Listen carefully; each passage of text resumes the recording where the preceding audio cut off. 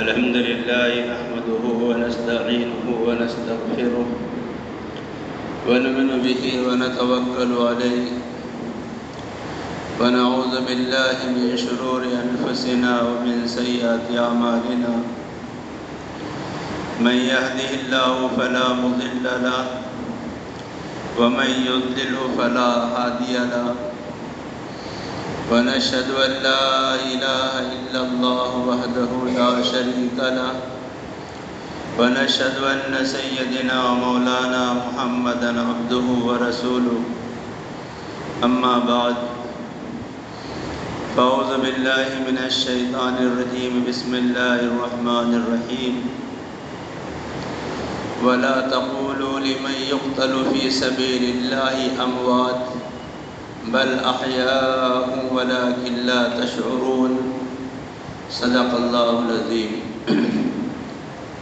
میرے محترم بزرگوں اور عزیز دینی بھائیوں، اس وقت جو مہینہ شروع ہے یہ اسلامی مہینوں میں پہلا مہینہ ہے جس کو ہم محرم الحرام کا مہینہ کہتے ہیں۔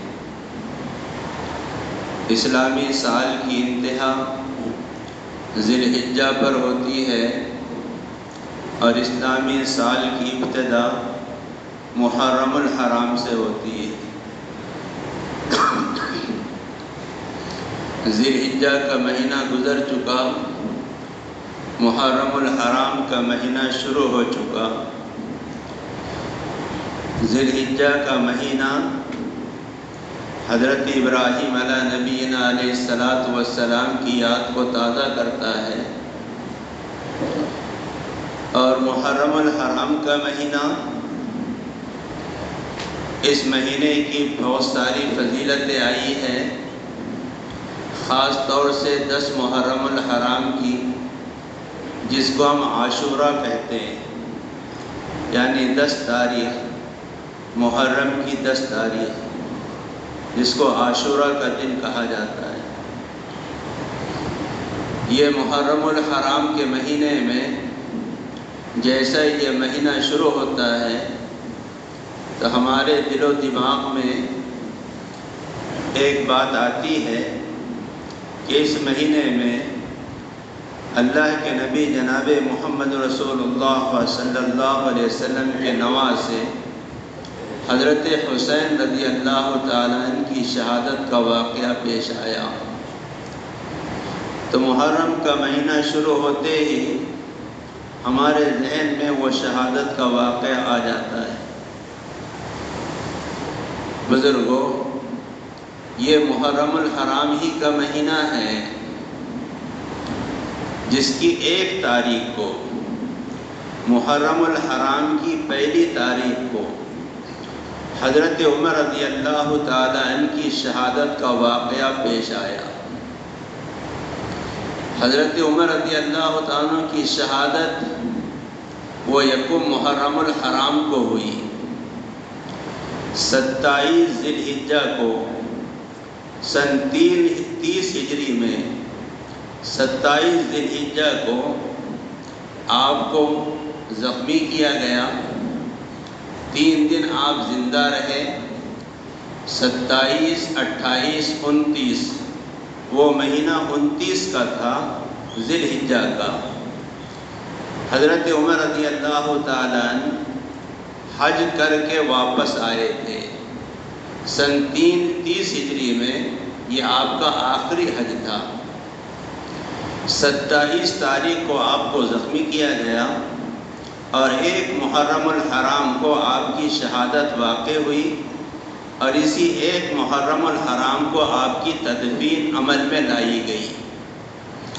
حضرت عمر رضی اللہ تعالیٰ عنہ، ہم آپ سب جانتے ہیں کہ حضرت عمر رضی اللہ تعالیٰ عنہ کا کیا مقام تھا، کیا مرتبہ تھا۔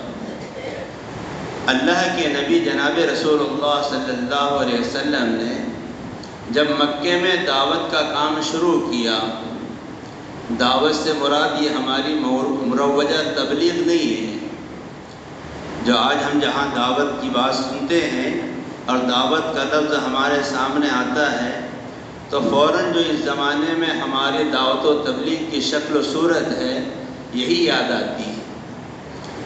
ہر زمانے میں دعوت تبلیغ کی شکلیں صورتیں الگ ہوتی رہی۔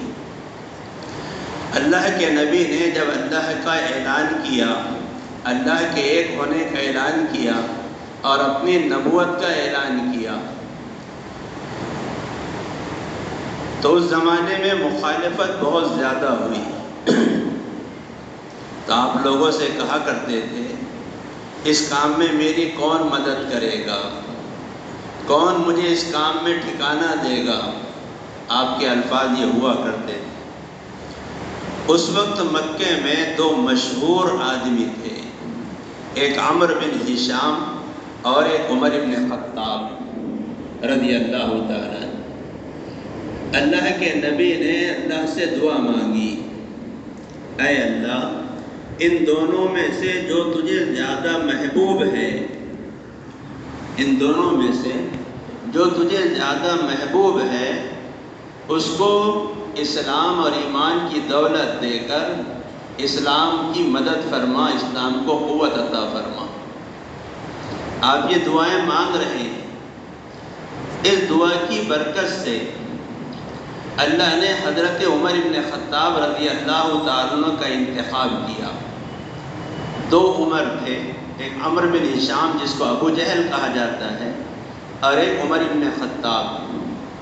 اللہ کے نبی کی دعا حضرت عمر بن خطاب رضی اللہ تعالیٰ عنہ کے حق میں قبول ہوئی۔ اس لیے علماء کہتے ہیں کہ سارے صحابہ مرید نبی ہیں، لیکن حضرت عمر یہ مرید نبی کے ساتھ مراد نبی بھی ہے کہ اللہ تبارک و تعالیٰ سے اللہ کے نبی نے حضرت عمر کو مانگا ہے۔ حضرت عمر رضی اللہ تعالیٰ کے ایمان لانے کا قصہ ہم نے بارہا سنا ہے۔ ایمان لانے کے بعد حضرت عمر رضی اللہ تعالیٰ کی حالت بالکل بدل چکی تھی۔ ایمان سے پہلے جہالت میں نمایاں تھے، ایمان لانے کے بعد اسلام میں نمایاں ہو گئے اور ایسے نمایاں ہوئے اور اللہ نے وہ مقام اور وہ مرتبہ عطا فرمایا کہ اللہ کے نبی خود اپنی زبان مبارک سے کہہ رہے ہیں لو کان بعدی نبیا لکان عمر، اگر نبوت کا سلسلہ جاری ہوتا تو میرے بعد عمر اس قابل تھے کہ ان کو نبی بنایا جاتا۔ معلوم یہ ہوا کہ نبوت کے لیے جو صفات اور جو چیزیں درکار ہیں وہ ساری کے ساری حضرت عمر رضی اللہ تعالیٰ کے اندر پائی جاتی تھی۔ اللہ کے نبی کے ساتھ ہر وقت ہر غزوے میں آپ کے ساتھ رہے، چاہے احد ہو، بدر ہو، خندق ہو، حنین ہو، سارے غزوات میں اللہ کے نبی کے ساتھ حضرت عمر آپ کے ساتھ رہے۔ حضرت عمر رضی اللہ تعالیٰ اللہ کے نبی کے دنیا سے پردہ فرمانے کے بعد محبت کا اندازہ لگاؤ کہ اللہ کے نبی سے حضرت عمر کو کتنی محبت تھی۔ جب یہ خبر پہنچی کہ اللہ کے نبی دنیا سے پردہ فرما گئے تو ہاتھ میں تلوار لی اور باہر نکل گئے اور یوں کہا اگر کوئی یہ کہے کہ اللہ کے نبی کا انتقال ہو گیا تو میں اپنی تلوار سے اس کی گردن کو اڑا دوں گا۔ حد ہو گئی محبت کی، انتہا ہو گئی محبت کی، عشق کی۔ اللہ کے نبی سے کیسا عشق تھا، کیسی محبت تھی، کیسا تعلق۔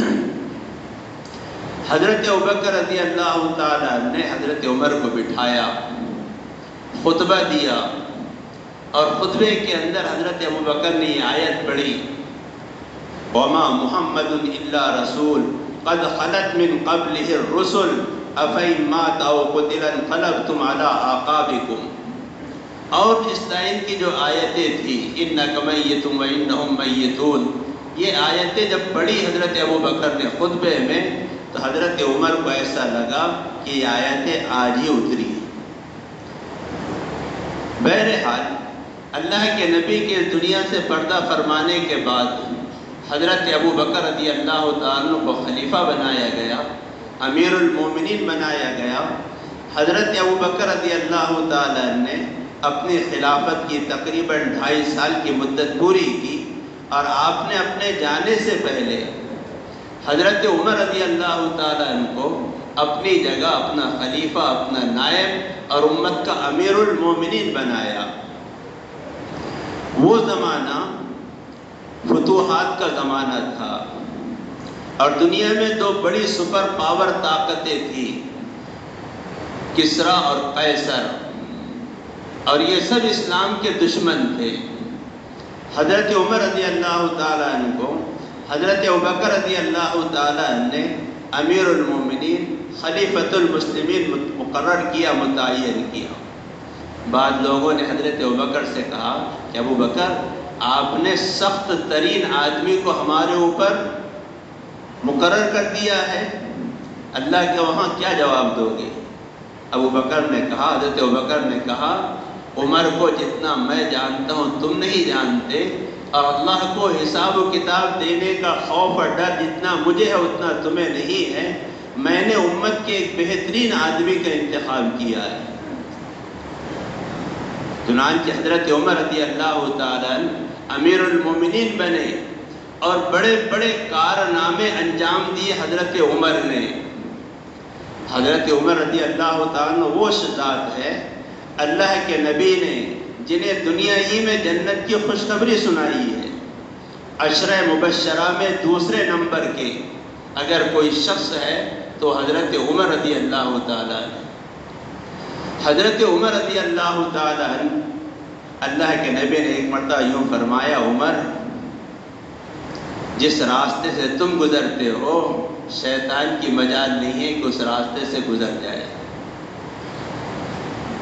ایک مرتبہ اللہ کے نبی نے فرمایا کہ میں نے عمر خواب دیکھا، میں نے خواب دیکھا، اور خواب میں مجھے دودھ پیش کیا گیا۔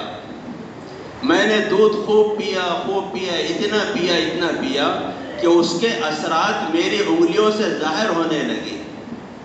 پھر بھی وہ دودھ بچا، تو میں نے وہ دودھ اے عمر تجھے عطا کیا، اور تو نے بھی اسے خوب پیا، یہاں تک کہ تو بھی سیر ہو گیا۔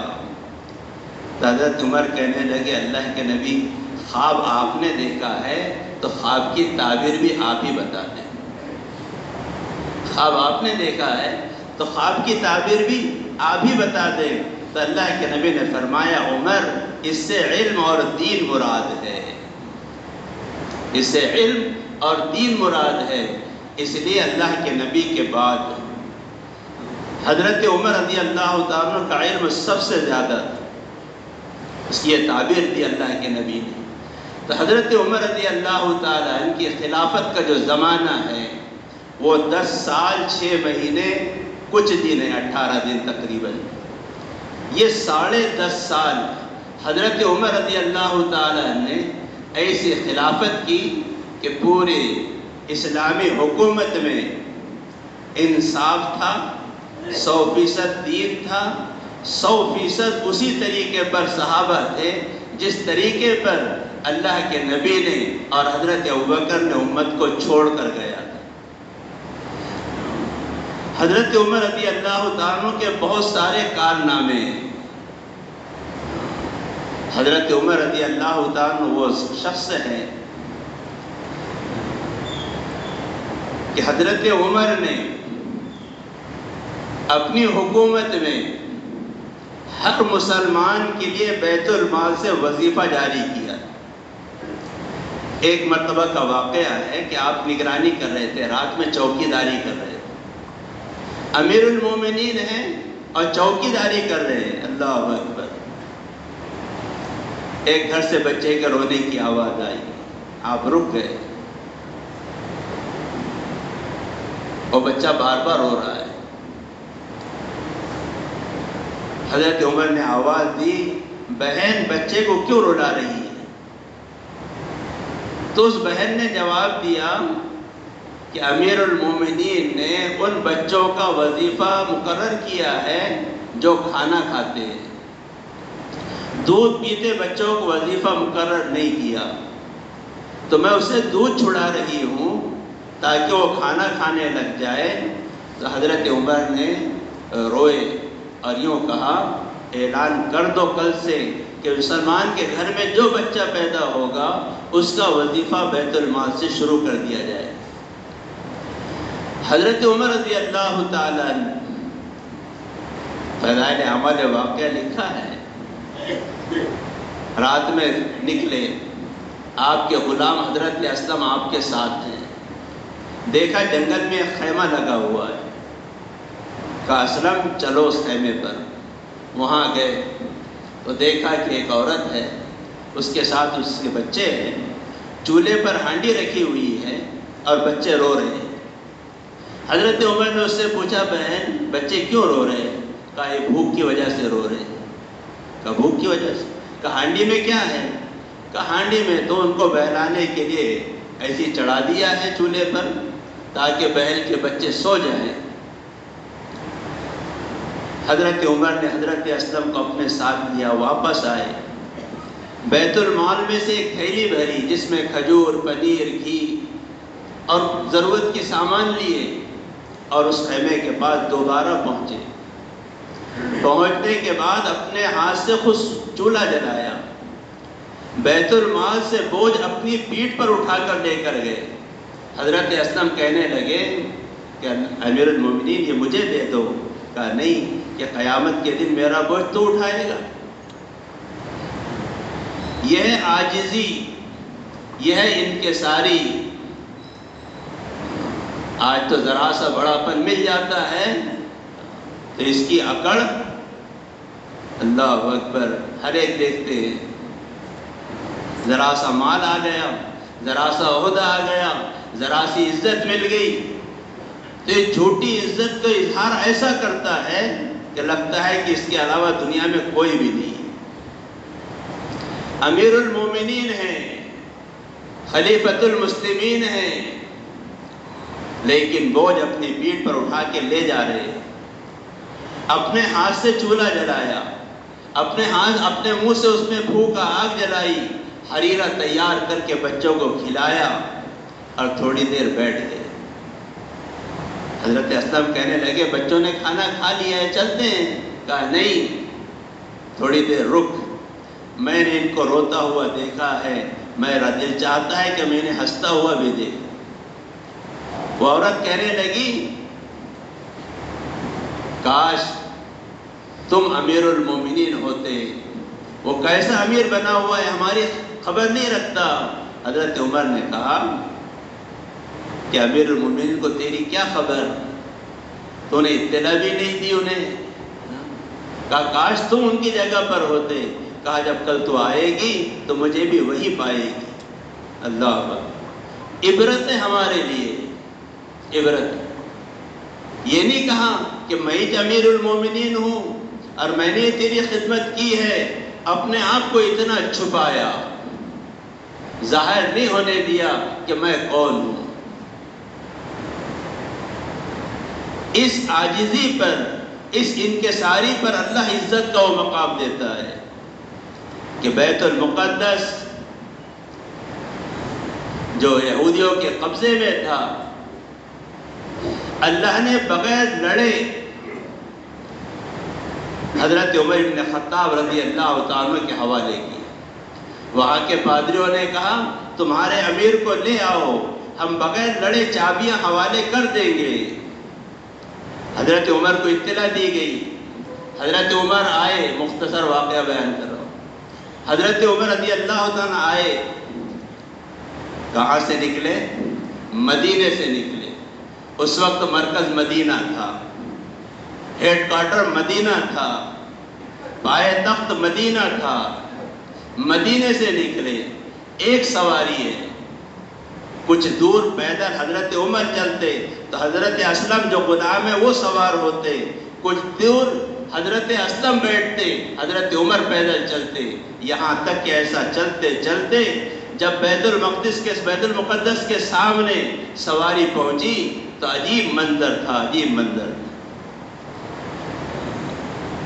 کہ حضرت عمر رضی اللہ عنہ اونٹ کی لگام پکڑے ہوئے ہیں، نکیل پکڑے ہوئے ہیں، اور غلام حضرت اسلم سوار ہے۔ حضرت اسلم نے کہا امیر المومنین یہ اچھا نہیں لگتا کہ بیت المقدس میں ہم حاضر ہو رہے ہیں اور میں سوار رہوں اور آپ نکیل پکڑے۔ کہا نہیں نہیں، باری تیری ہے، تو ہی اسی کے اوپر بیٹھے گا، نکیل پکڑنے کی باری میری ہے، میں ہی نکیل پکڑوں۔ ادھر عیسائی پادریوں نے اپنی کتابیں کھولی، اس میں وہ ساری نشانیاں دیکھی کہ ایک شخص آئے گا، ایسی حیت ہوگی، پیول کے کپڑے ہوں گے اور اونٹ کی نکیل پکڑے ہوئے ہوگا اور اونٹ پر کوئی دوسرا آدمی سوار ہوگا۔ جب یہ سارے منظر دیکھے تو یہودیوں نے چابی لا کر حضرت عمر رضی اللہ عنہ کے حوالے کر دی۔ یہ فاتح بیت المقدس ہے۔ حضرت عمر رضی اللہ تعالی دعا کیا کرتے تھے۔ کیا دعا کرتے تھے؟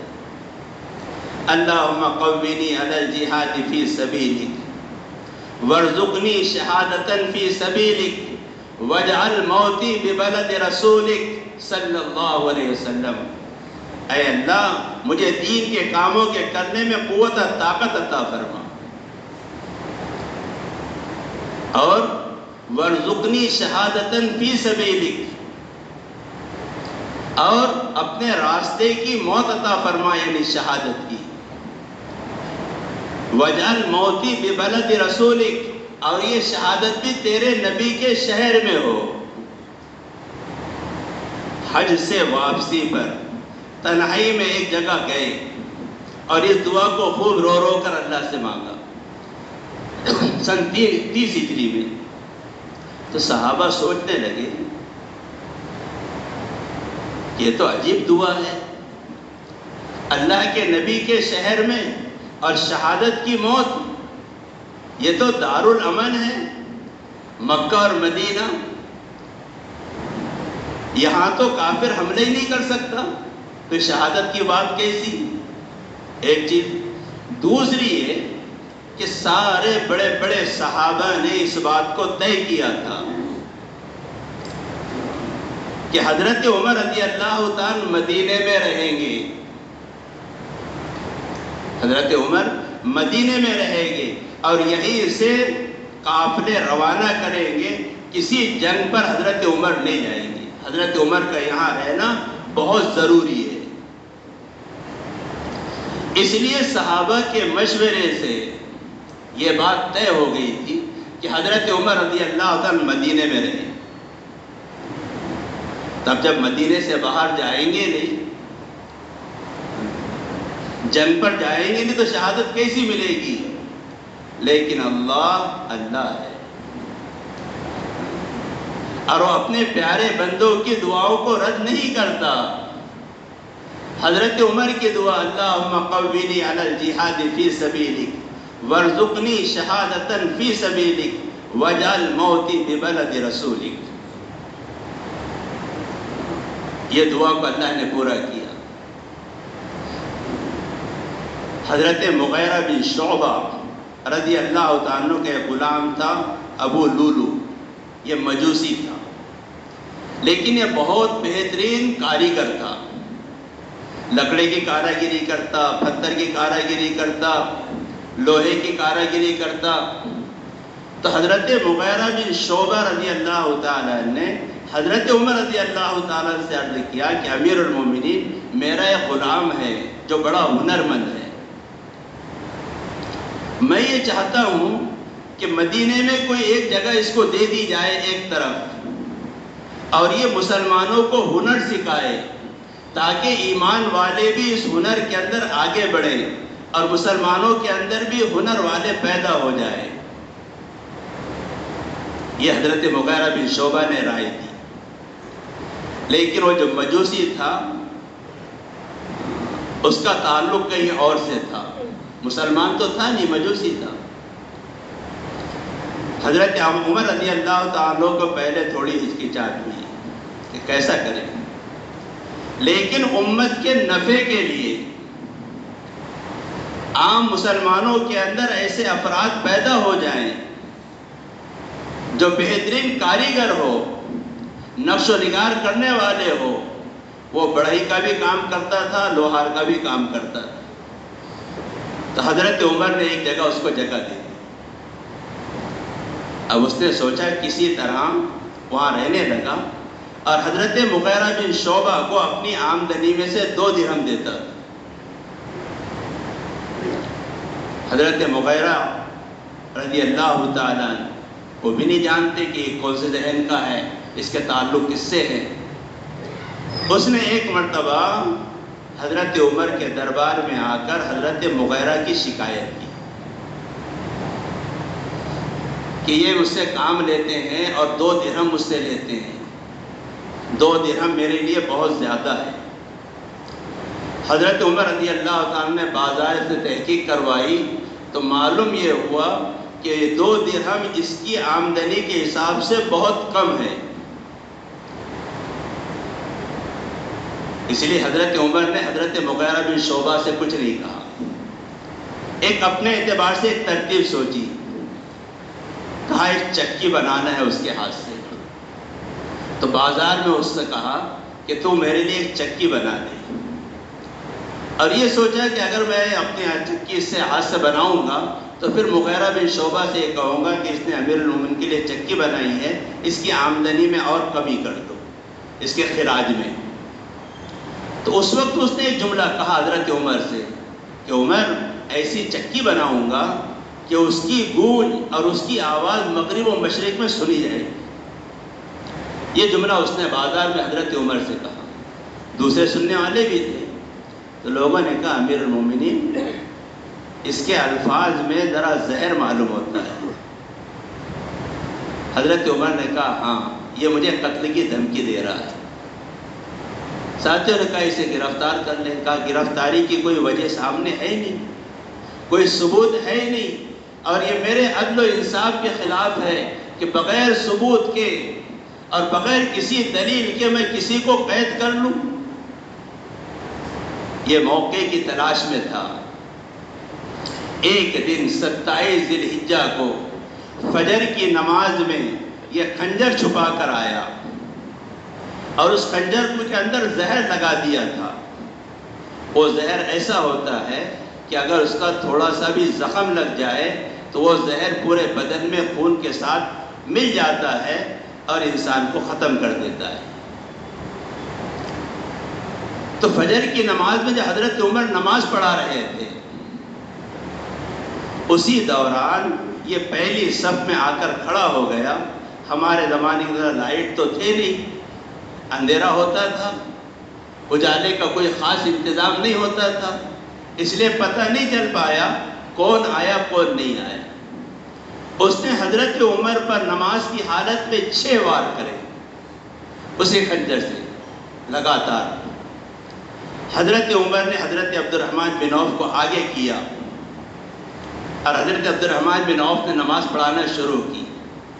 آس پاس والوں نے دیکھا تو اس کو پکڑا، تو اس نے 9 آدمیوں کو زخمی کیا، جس میں سے 7 آدمی تو حضرت عمر کی شہادت سے پہلے ہی شہید ہو گئے۔ آخر وہ پکڑا گیا تو اس نے دیکھا کہ اب میرا راز کھل جائے گا، تو جو خنجر سے ان لوگوں پر وار کیا تھا اسی خنجر کو اس نے اپنے جسم میں پیوست کیا اور مر گیا۔ اب حضرت عمر رضی اللہ تعالیٰ کو جو خنجر مارے گئے یہ 27ویں ذی الحجہ کو مارے گئے۔ 3 دن آپ حیات رہے۔ حکیموں کو طبیبوں کو بلایا گیا۔ طبیب نے جب آپ کے پیٹ آپ کے منہ میں دودھ کے ساتھ دوا ڈالی تو پیٹ کے راستے سے نکل گئی۔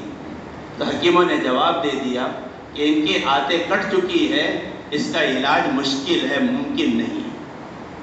چنانچہ حضرت عمر رضی اللہ تعالیٰ 27 ذی الحجہ کو آپ کو زخمی کیا گیا۔ 28 29 یہ 2 دن، 27 28 اور 29 یہ 3 دن آپ زندہ رہے۔ اس 3 دنوں میں آپ نے بہت ساری وصیتیں کی، بہت ساری نصیحتیں کی، اور یکم محرم الحرام کو آپ شہید ہو گئے، اور آپ کی وہ دعا اللہم قوینی علی الجہاد فی سبیلک وارزقنی شہادتاً فی سبیلک وجعل موتی ببلد رسولک، یہ پوری کی پوری صحیح ثابت ہوئی. اللہ نے اس دعا کو قبول کیا اور حضرت عمر رضی اللہ تعالیٰ عنہ کو نبی کے شہر کے اندر شہادت کا مقام عطا فرمایا. بزرگوں، یہ حضرت عمر رضی اللہ تعالیٰ عنہ. محرم میں ہمیں کسی بھی یاد نہیں آتا کہ حضرت عمر بھی محرم کی 1 تاریخ کو شہید ہوئے تھے. باقی انشاءاللہ آئندہ بتائیں.